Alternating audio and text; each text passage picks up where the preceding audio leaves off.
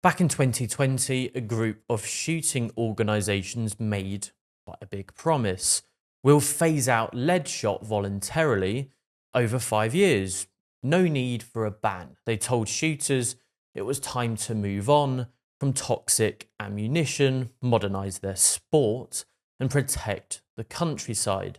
But now in 2025, the results are in, and they've completely failed. A new study has revealed that most shooters haven't even tried to phase out lead. They're still using it to kill red grouse, despite overwhelming evidence of the harm it causes to people, wildlife, and the environment. And here at Protect the Wild, we support the growing calls for the government to just step in and ban lead shot completely, because shooters have had every chance now to do this voluntarily, and they've done nothing.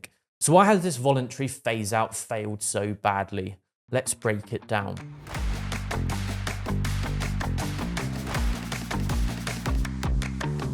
Before we get into the failure itself, let's talk about why shooters are so resistant to change. Because at the end of the day, this all comes down to money. Lead shot is cheap.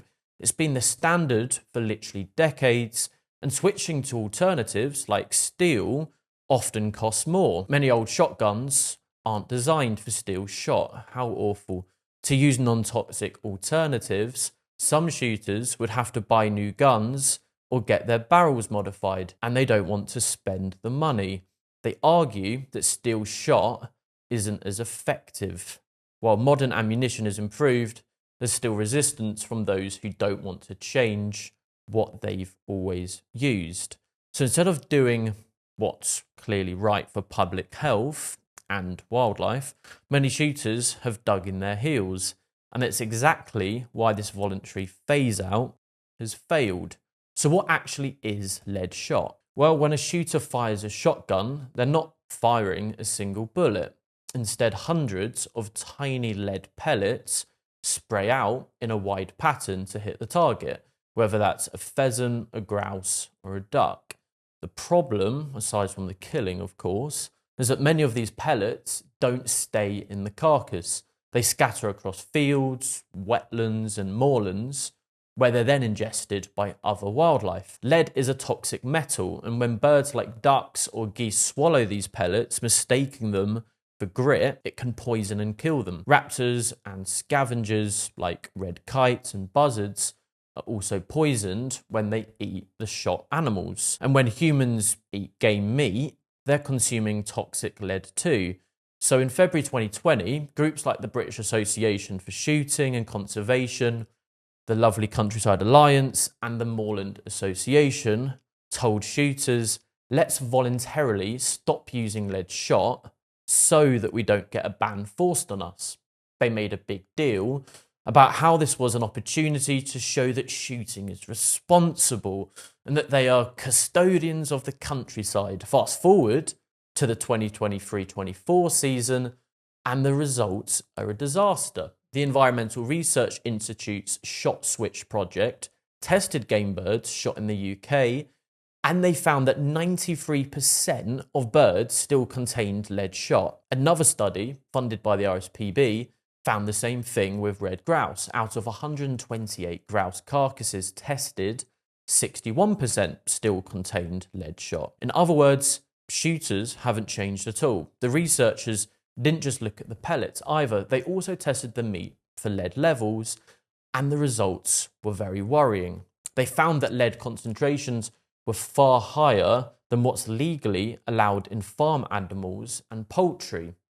So if you regularly eat shot game, you're consuming high levels of toxic metal. And to put this into perspective, imagine if a restaurant openly served food that contained toxic levels of lead. It sounds ridiculous, doesn't it? Well, we've got a campaigner who did exactly that. Take a look at this. Okay, here we are, madam. Here's your menu. I'll be right back to take your order. Great. I really can't decide what I fancy. There is, of course, the poisoned partridge, but I had that just last week and it was such a tiny portion. Then there's the grotesque grouse, but that gave me terrible indigestion. You know what I haven't tried though? I haven't tried the toxic lead roast pheasant. Right then, what can I get you? Well, I was wondering what comes with the toxic lead roast pheasant. We have some delicious pheasants that have recently been shot with lead ammunition, stuffed with dangerously high levels of toxic metal and handpicked rosemary, glazed with salted butter, plated on a bed of fresh garlic mushrooms, and may I suggest that you also order a side portion of the anemia, heart disease, and the behavioural disorders. All included, of course, with any lead-based dish. Oh, that sounds absolutely delicious, actually. I'll go for that. I'll get that all sorted for you now. Thank you very much.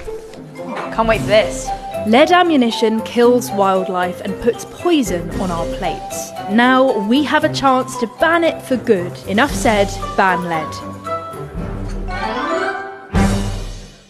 It's funny because it's so absurd, but this is exactly what's happening in reality. People are being sold game meat with dangerously high levels of lead, yet there's still no full ban in place.